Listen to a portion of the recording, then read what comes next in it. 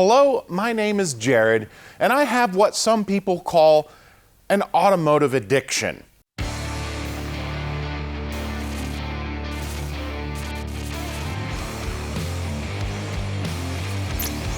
If you're here with me, most likely we just call ourselves automotive enthusiasts. I love pretty much anything with a motor.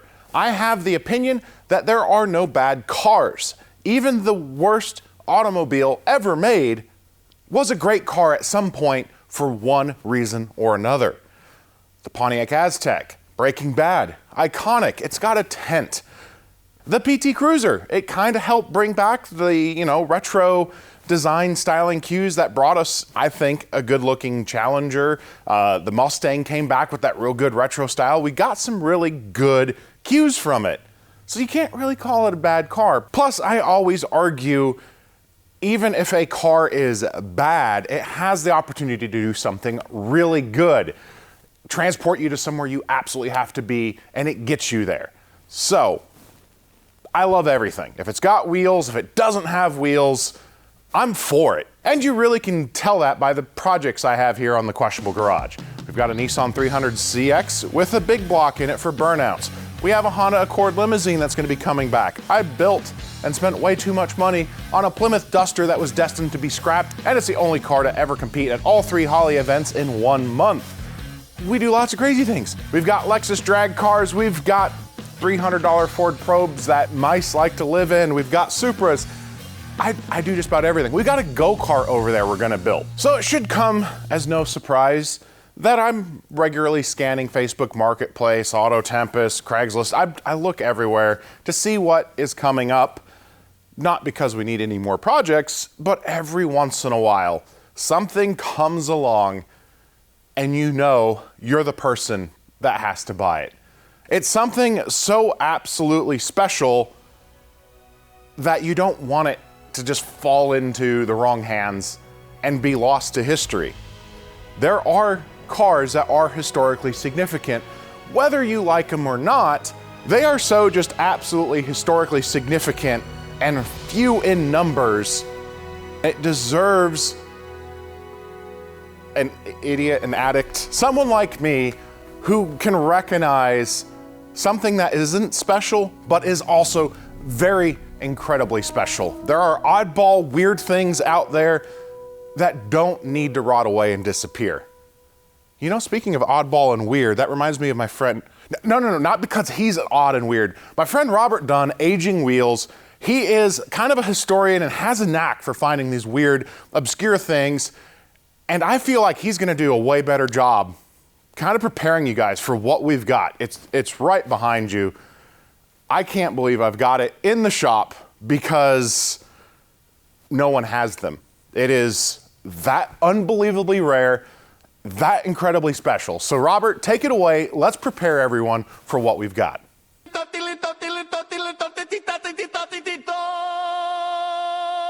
Hello, it is I, the J1772 enthusiast, as opposed to Jared, who is a J1773 enthusiast.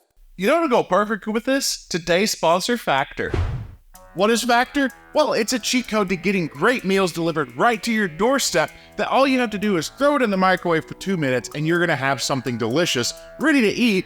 Factor meals are assembled by gourmet chefs and they really are absolutely delicious. They make fitting into your lifestyle incredibly easy, not only with easy preparation, but they offer calorie smart, vegetarian, protein packed. Whatever you're looking for, they've got plans that are gonna work for you. They also have add-ins like shakes, juices, desserts. I love the shakes. They taste great and they kind of go well with the meals to help fill me up and get me through the day working on cars. Another great thing with Factor is its flexibility. If you know you're going to be on the road some, you can jump online, adjust your order size down. You got company coming into town, add a couple extra meals. When they're there, go ahead and make them think you're a gourmet chef and don't tell them at all that you're relying on Factor and Chef Mike. And it's incredibly easy to clean up because all you have is the carton. You don't have any plates, pots, pans. Really simple. I love it. Treat yourself to Factor. And you're going to save 50% off your first meal box by using code questionable50 when you click the link in the description box below. Don't be like Robert, all out of Factor. Head on over to factor75.com and use code questionable50 and you're going to save 50% off your first meal box. That's factor75.com. Use code questionable50, save 50% off your first meal box. Why are you guys still watching me? But watch Robert. This is the GM EV1. Built in 96 and 99, the GM EV1 is the first and only car ever to be badged as a GM. Also, it's electric, which is the more important thing about it. There were several EVs that came before the EV1, even several that went into production and sold in the thousands. But most, if not all of them, were terrible. They had all the speed of an arthritic horse and all the range of a well-thrown baseball. They typically had lead-acid batteries and incredibly unpowerful brushed DC motors. Up until the 1980s, most of these brushed DC motors didn't even have smooth speed controllers. They had step speed controllers that operated in what could only be described as ka-chunks.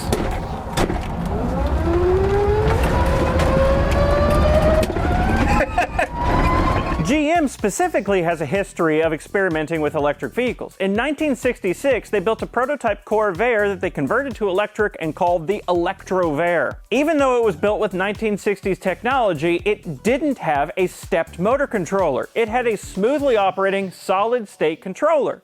It didn't have lead-acid batteries. It had silver zinc batteries, whatever those are. It even had regen braking.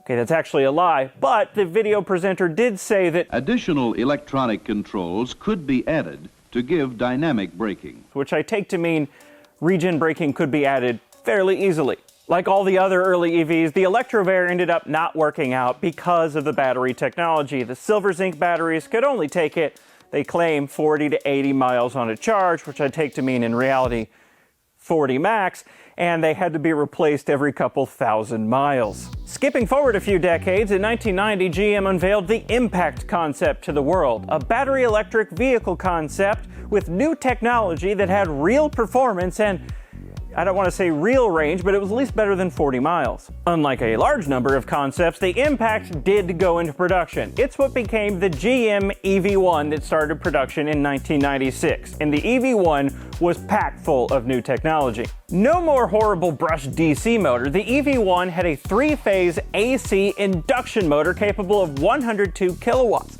137 horsepower, and the inverter had IGBTs. The power delivery was smooth and the braking was regenerative.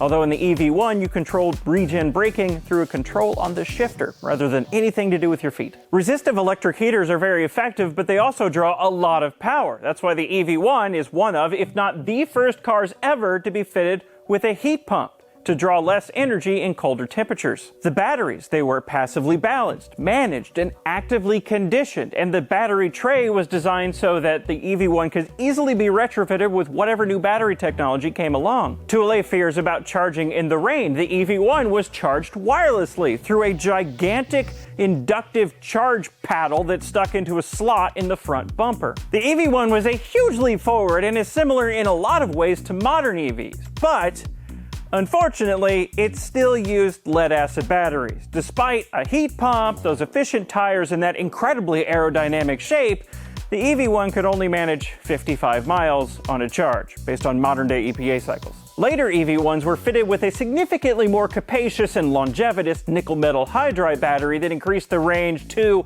and slightly beyond 100 miles, but it didn't matter, and GM killed it off anyway. EV1s were never sold, they were only leased, and in 2003, GM infamously took them all back and had them crushed. A few of them were spared from the crusher to be distributed to universities and museums with deactivated drivetrains, like this one at the Missouri University of Science and Technology, but the vast majority of them were smushed. General Motors put a ton of engineering effort into the EV1, so then it's a massive shame that they took them all back and crushed them. So save for just a couple working examples that are left, the driving experience of the EV1 is lost to history. Or is it? No, because the EV1 was not the only vehicle that GM built with the EV1 drivetrain and all of its associated technological advancements. The other one was pickup-shaped. That's right, this thing is very truck-shaped, and I'm willing to bet you probably didn't know it existed. The 1997 Chevrolet S10 Electric, powered by the EV1 drivetrain. Like Robert said, they just don't exist. This is rarer than an EV1 when new. I think there were 1,300-ish EV1s that made it out into the wild. It's estimated 460 of these S10s were built between 1997 and 1998.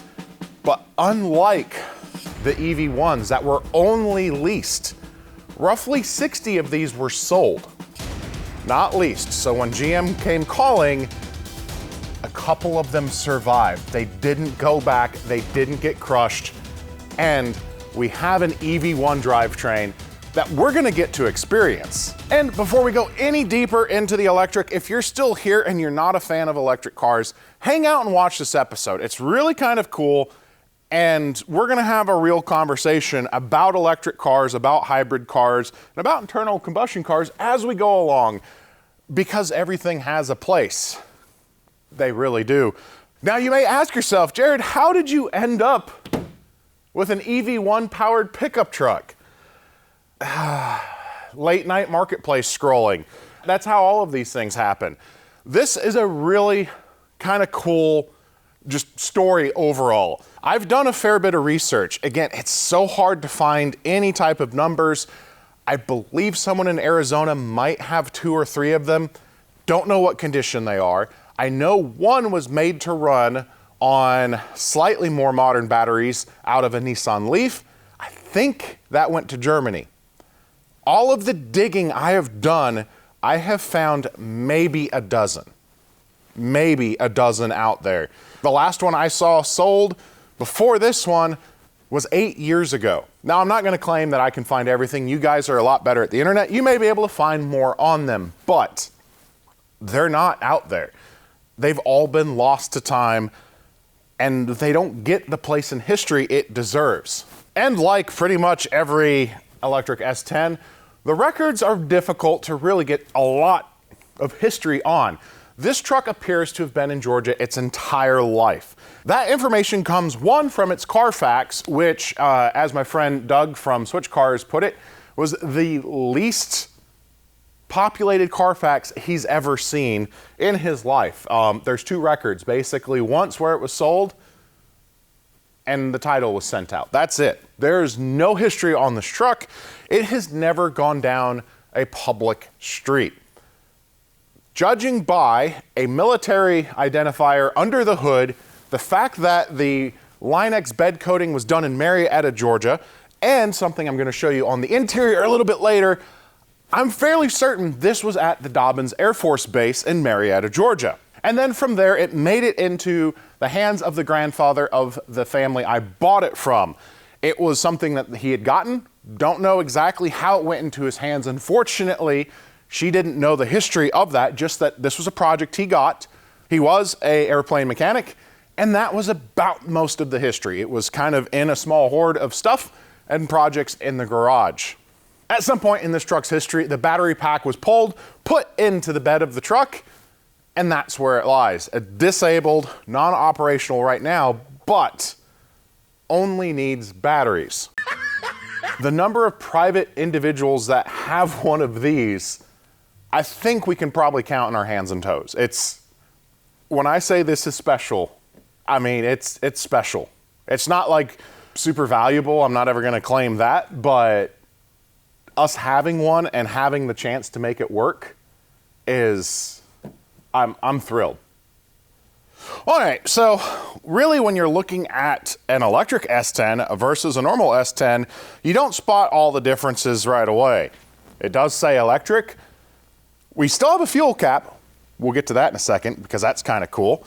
But beyond that, you've got slightly different aero, which I actually think is similar to the sport or the extreme version of this truck. Like on the EV1, we have a Magni, same as my puppy's name, charger port. This is where you would slide a paddle into.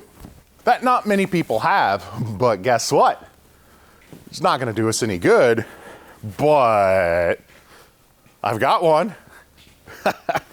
So this paddle, like your modern cell phone chargers, you would slide that in and it would inductively charge the vehicle. Not the most efficient, but it's really cool that we've got one. Now, the overall condition of the truck, it's fairly good. As you can tell, mirrors have been broken off of it and the paint is in desperate desperate need of a cleaning, detailing, and buffing. We'll get to that a little bit later. But under here, excuse me while I hood prop, what, when I say I'm just kind of dumbfounded to have one of these drivetrains in the shop, I'm dumbfounded to have one of these in the shop. So let's go up under hood. The US property, this was that military sticker that made me believe that it's most likely been in Dobbins. It's most of its life. It was delivered May 1997 to the US government. What's fun is you have your traditional 12-volt battery. It did not use the battery pack or a 12-volt step down. It does charge the system, obviously, through the high voltage, but it's just your traditional GM side post. We have electric power steering. It does have air conditioning. It does have heat. So back here you have kind of a traditional S10 air box, an AC accumulator there. Got more pumps there. That's your ABS. I believe this is the inverter motor cooler. Maybe. I need to research more. Electricool. I don't know if we can technically get electricool anymore. And do not use high pressure when cleaning under the hood. Also, you normally just don't grab anything orange. But when you take a look at this thing, like that, it's just, it needs a lot of cleaning. The poor girl has sat a lot.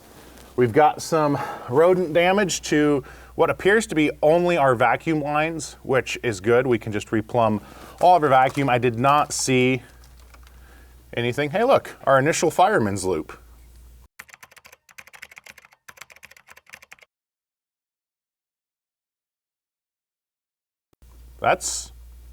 It makes perfect sense. They were really trying to make these vehicles something that could be mainstream. But if we go around, we'll go ahead and go to the interior of the truck where you'll be able to see all of its features. Manual windows, manual locks. The mirrors are manually adjusted. We do have our headlights. You've got a basic cloth bench seat. Little bit of storage back there. Intact spare tire setup. It's got more cup holders than my Lexuses do. You do have a radio. I don't know if it works. I would assume it would. You've got climate control. They had to change out the key. I am going to try to look for some new old stock GM keys instead of having the aftermarket tumbler. Just something silly I want to do. Inside, we have the vents for the battery pack. If we look here at the cluster, you have a power gauge. Basically, are you consuming or are you regenerating? You have a speedometer. You have a state of charge indicator. I love that, you know, where the tack would be. It's just a giant sweep for fuel. And if you look at that, that appears to be correct. 7,634 miles. And the 31 miles on the trip, I'm guessing, was its last charge before getting parked and the battery going dead. And then you have your voltage indicator. It's interesting that it shows voltage and a state of charge, like every single product of General Motors of this era. We have about as many cracks and fault lines in that dashboard that California has. But also on that dashboard, we have two very unique instruction sheets. One, this is what makes me think it was at the Air Force, or at bare minimum an airport. This is instructions of when you're driving around on the airport, what the different lights mean and what you should do. It's kind of cool. And then down here, you'll notice that it gives you special instruction what to do if you need heat when it's really cold out. That's because this is almost like a hybrid. We have a heat switch. What that does is turn on a diesel heater to warm the coolant, both for the motor inverter and for the interior, so you'll have heat, which is kind of fun. They didn't have all of the heat pump technology fully figured out that they ran on the EV1 for the trucks, so we just get a diesel heater. It's you know, it's kind of cool. All right, now, this is not the traditional battery pack installation location. It normally lives underneath, and the truck is front-wheel drive. I'm excited to put it on the lift here in a little bit and take a look at it. But before I do that, I kind of want to get this battery pack out. I don't have anything to really efficiently lift this, but we'll take a look inside here in just 1 second. On the bed, normally you would have had a hard fixed front half tonneau cover, and this section would lift. Assuming they wanted to make it a more useful truck, they just broke it off. Also, those tires that look a little squatty, they are filled to the right pressure. It's just all of the battery pack is directly on them and slid a little further back than normal. Then walking around, you have another electric badge. And if you want to let everyone know you try hard, you can order that plate from Bunker Branding, where all of our merch is sold. But yeah, that is the basic walk around. Let us get a good look inside this battery pack. I'm excited to do something very few people can say they've ever done, and that's drive an EV1 powered vehicle. That sadly isn't going to do it. All right, with the lid removed, we can see what they were trying to get done and make happen. Recover these lead acid cells. Unfortunately, they were not successful, but we can take a look a little bit inside what made these battery packs work. One, you'll notice all of these, we've got some temperature cells. We've also got voltage taps. What's very interesting is the way it would monitor voltage is it basically would just go down the line. Has 27 different taps because there are 27 of these modules. And each time it went down the line, it would just subtract 12 volts. The easiest thing to do would be to basically get custom lead acid cells maybe made and just repack it with a bunch of 12-volt batteries. The problem is cost. When I priced it out, I could just about buy a hybrid Ford Maverick for it. It's not a cheap thing to do. They're basically not used in anything else. And then we still have lead acid cells with a whole 33 miles of range that requires a charger I'm like the only one in Georgia to have. So that's not a practical solution. Now, some people, like I mentioned earlier, I found one person to use, I believe, Nissan Leaf battery packs. But anyone in the electric vehicle world knows that's really not an upgrade hardly over lead acid cells. So I want to preserve it. I want to make the EV1 drivetrain work and drive. So that's what we're going to do. And that is why I tore apart the Tesla battery, because we are going to repackage the Tesla modules to power our EV1 S10. It's going to take some doing, things that I'm not smart enough to do. We're going to have Robert come down once we get a few more parts. We need all kinds of cool stuff. We're going to go into details tearing this battery pack down a little bit here in a second so I can actually get it out of the truck and we can look under the truck. But I want to show you why we're doing this change. So sitting on my metal rolly table, you will notice one of those cells.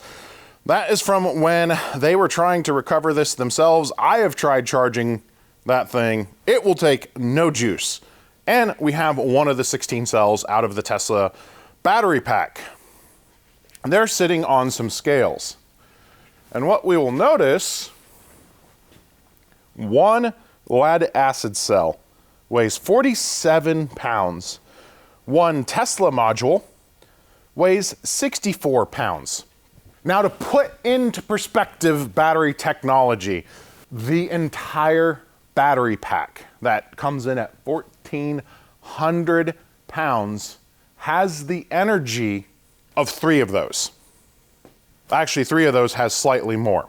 So you may ask yourself, why don't you just put 3 of those in, have the same range, and it weighs nothing and is super easy? The problem is voltage. We need to match the voltage so all of the other stock electronics are happy, so we can package all of these in, get the correct voltage, and have a potential theoretical range of 300 miles, which is a very usable truck. It's not going to be fast. We're not going to discharge it quickly. That's where we won't necessarily need coolant. To cool these, air cooling will be enough because we're not going to charge it. We're not going to discharge or onboard voltage too quickly to overheat and create that type of problem. And when we build the battery pack, we're gonna use some stuff from DEI that is really cool, specific for EVs. And just because I'm gonna have a few of my gasoline fueled friends still here, you haven't checked out, and I appreciate it, because this is gonna be cool, and we're still gonna be doing all of our crazy gas burning stuff. We're not an EV channel. I'm just really wanting to preserve history. That lead acid 1 battery has the energy equivalent of half a gallon of gasoline, but it's much more efficient electric and everything. So this is where we're gonna get on a soapbox really quick, or maybe I can stand on a battery box. When cars were first invented, the reason everyone left the horse and buggy is the car was just a better solution. Springboard now, where everyone is being told they're gonna have to buy an electric car. If, turn of the century, go back 100 years, everyone was just told, park your horses, you're driving a car now, I don't know that it necessarily would have been as successful. We're a stubborn group of people. You tell us we have to do something, even if it's better, we're not gonna wanna do it. Just our nature. So, when it comes to electric cars, they are a ton of fun. As an enthusiast, they accelerate fun, they can handle okay, they are heavy, charging infrastructure is getting better, but if tomorrow literally everyone drove an electric car, we would crash our electric grid. It's not ready for forced 100% adaptation. I know Robert, Aging Wheels, he's a big fan. He and I argue a lot. I feel like the hybrid is a really good option for the people who just want to drive a car. You need to get from A to B. You don't ever want to worry about range anxiety, especially like the Prius Prime plug-in hybrids. You're gonna get really good fuel economy and making a legitimate impact on reducing your carbon footprint. Right now, our mining technology, our battery production technology, and capacity doesn't support the forced everyone get on electric. If you live in town, if you want an electric car because it's fun, go get one. If you want to feel like you're making a big difference for the environment, get a hybrid. You have a lot of miles to cover, they work for you. If you're a big grunting, ape and you love loud noises and smoking tires, and me, get a gasoline powered car. One of the other big things that I kind of struggle with is I was trying to do some research to see, okay, what is the positive environmental impacts, negative environmental impacts, and find real science that says whether a hybrid's better and electric's better. One thing that you can look at is because of battery production, for every 1 electric vehicle, 7 to 8 hybrids could be on the road. So if we're trying to say immediate short-term, reducing carbon footprints, we should all be buying hybrids, not electrics, because generating electricity, like you're not making as big of a difference while we improve capacities and everything like that. So it's a hot topic. I don't want to tell you what to drive. Like Robert says, he thinks electric cars are cool. They are fun. He drives them because, like us hairy apes that like the big loud noises, he likes silently blasting away from a traffic light because that's what an electric car can do really well. They are fun. Nobody likes being forced into anything. So just like when the first automobiles came out and they became better than the horse and buggy, and everyone wanted to start driving cars because they were better, keep working towards that, and everyone will naturally move on. That's what we do. And then, just like there are horses on farms still, there's still horses, there's still horse and buggies. They become an enthusiast thing.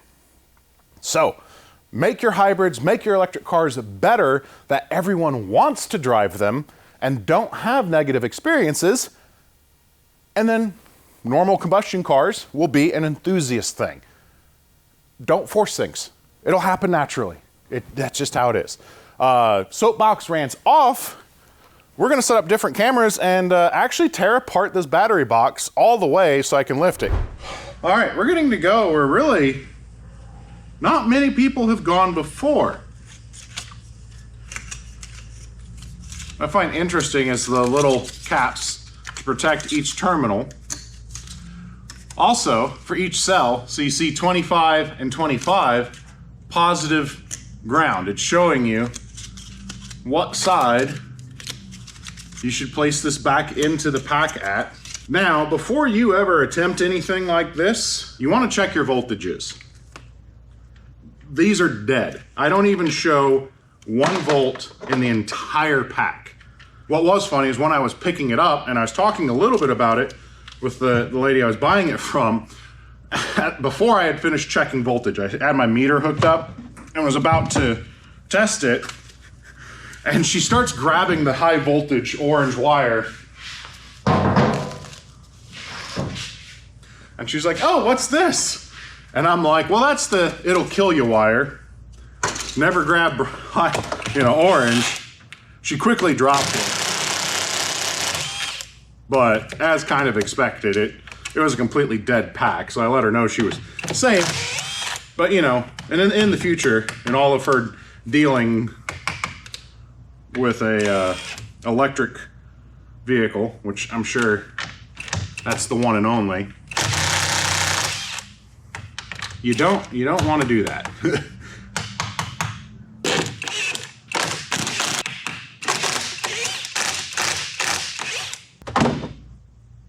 And one thing you'll notice too is all of these are going positive to negative. That's called series wiring. And what that means is 12 volt plus 12 volt is now going to be 24, 36, etc.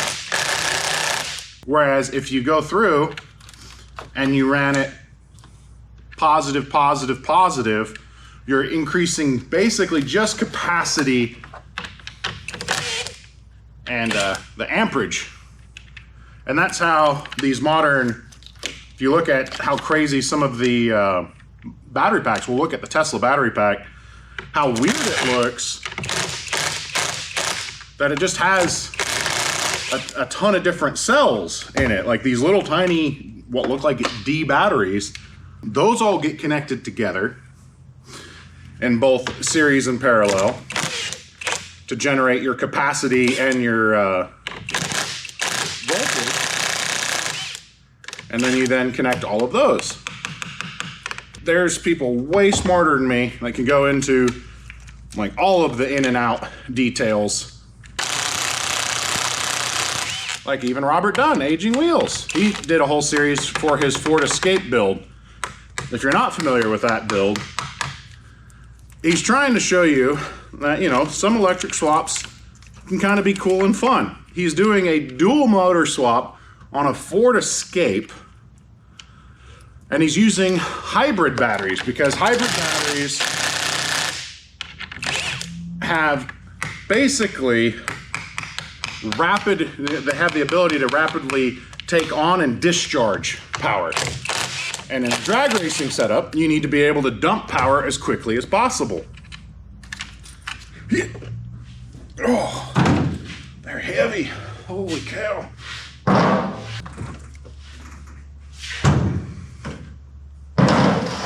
Now my goal is to try to just repackage in here, but if we're being completely honest, there is a chance that we end up having to build our own case from scratch. Yeah. I'm gonna have to recycle all of these stupid batteries because they're no good. Shield eyes, explosive gas, avoid flames, sulfuric acid. There we go. Yeah.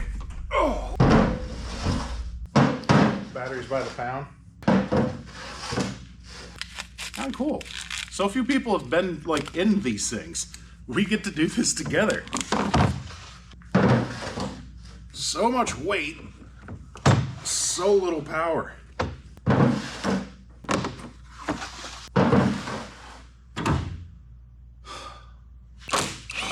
Mice have been living in here too. Mice ruin everything. They really do. Oh look! I was right. There's more. Okay.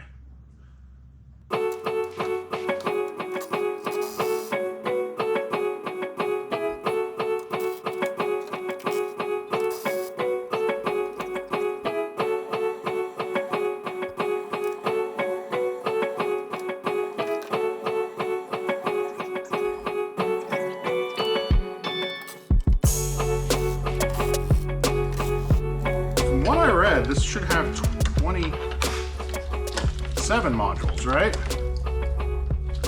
But I don't seem to actually count 27 modules.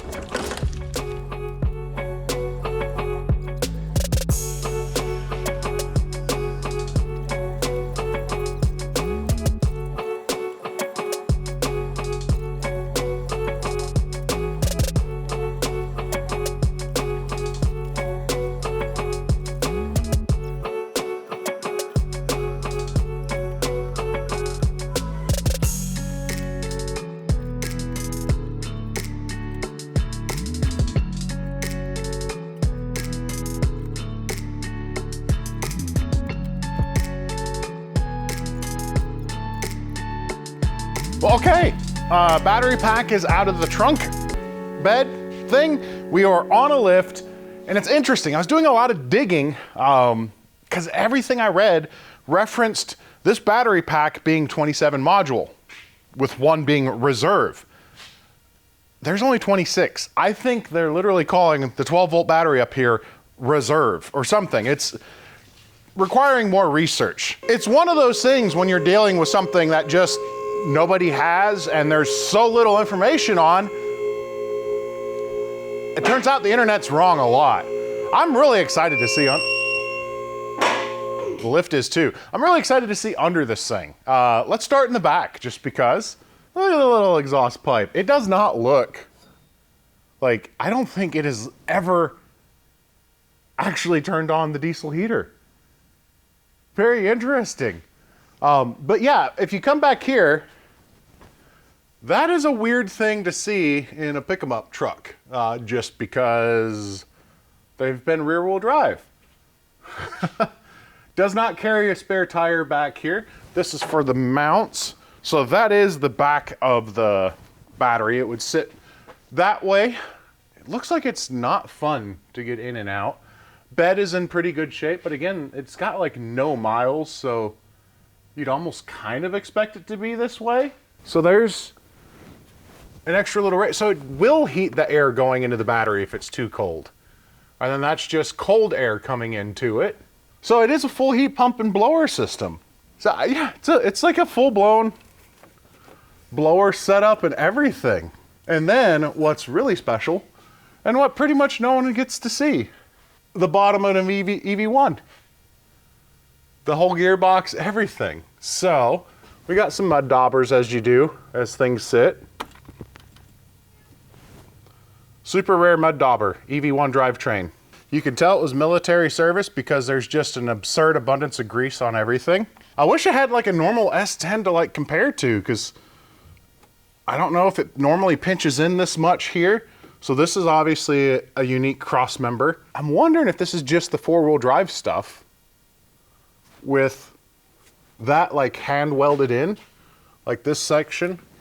I think that might be what it is. It's just kind of like hand welded in. Look at this pipe. Look at how rough that cut is. Like this has got to be just basically, same with this bracket here. This is just stuff they kind of just threw in there. Yeah. So I think this whole L bracket obviously is the unique part to it. And then this might just be the four-wheel drive stuff. We got ourselves a normal steering box. Like it's, man, that is the bottom of the inverter, that giant brick that lives on top. Kind of similar to what I'm used to with some of the hybrids. And then this is just your gearbox and motor assembly right here. So electric motor right here to your gearbox, your differential. So it drops down either via chain or planetary. It is so weird. Again, just this big old trans tunnel. And but instead of a trans, it's holding on to a diesel heater. There's some of your bill code. How many times are you ever gonna see that? EV. I'm not like EV guy. I'm not, you know, there's channels that do that. I'm automotive guy, and this thing is just so cool. They don't exist. We got one. And we're gonna make it work really stinking good, ultimately. Oh, I've got a lot to figure out about it.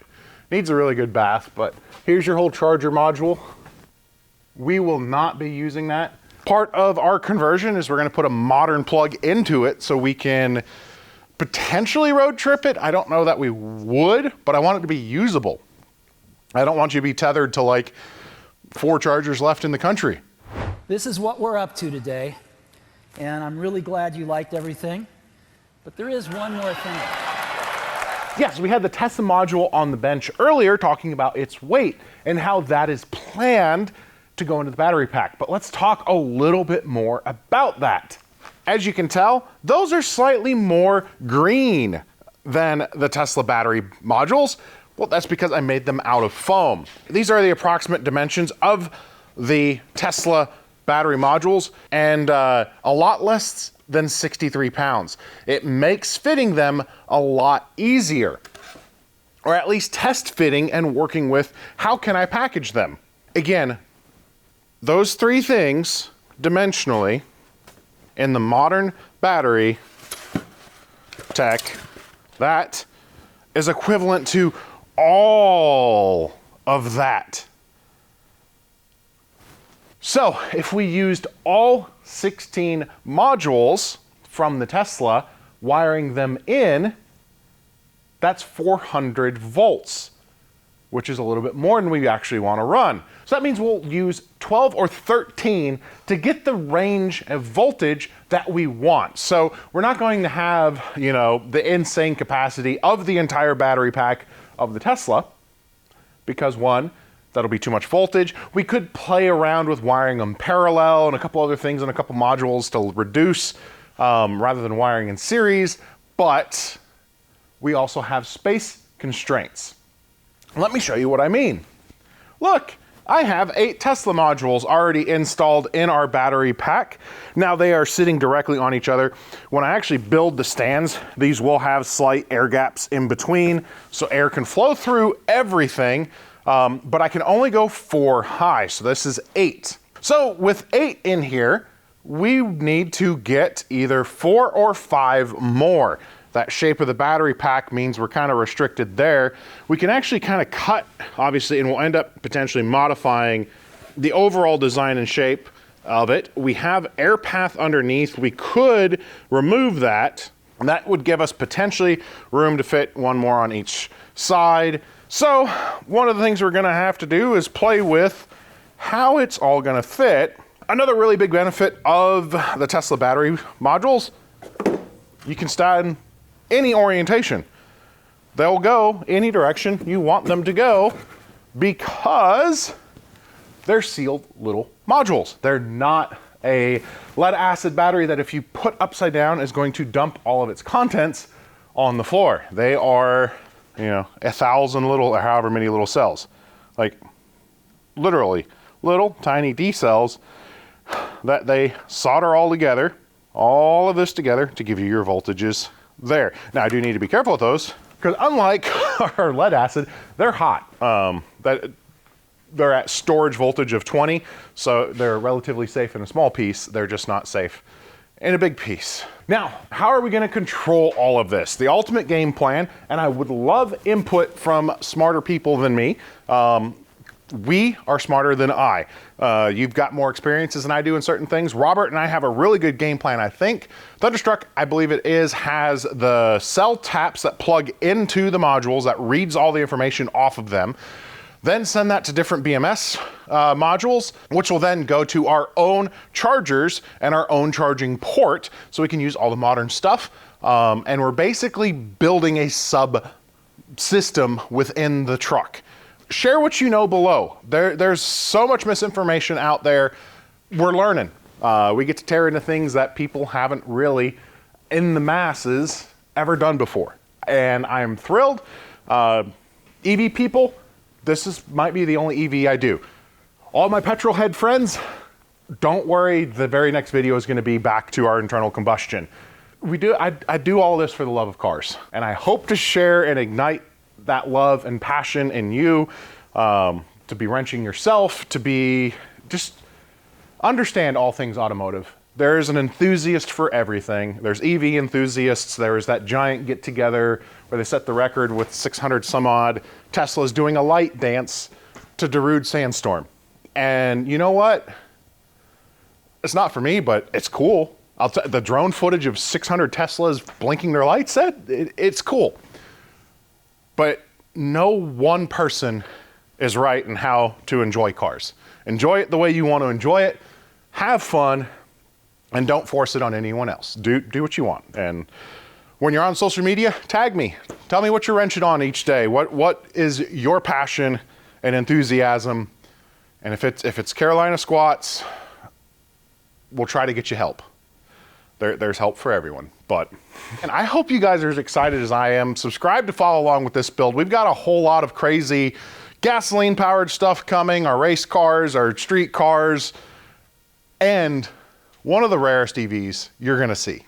Like, I'm a member of like a club of 40 in the world right now, and we're sharing the experience together. It's insane. But yeah, I'm Jared, reminding you guys to always make questionable choices, and remember, do it for the love of cars. We'll see you later.